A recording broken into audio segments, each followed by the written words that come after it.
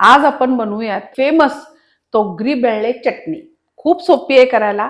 तूर डाळापासून बनवायची ही चटणी आहे आपल्याला। तर इथं 1 वाटी तूर डाळ घेतली आहे। ही छान खमंग आपल्याला परतून घ्यायची आहे लालसर होईपर्यंत। एक अर्धा चमचा जिरं, जिऱ्याने पण काय होतं गॅस होत नाही। इथं मी बॅडगी वापरते, तुमच्याकडे ज्या अवेलेबल आहेत त्या। 5-6 मिरच्या घाला आणि हे सगळं छान आपल्याला खरपूस परतून घ्यायचं आहे। थोडं नावाला खोबरं, अगदी नावाला, बस फक्त बाइंडिंग येण्यासाठी।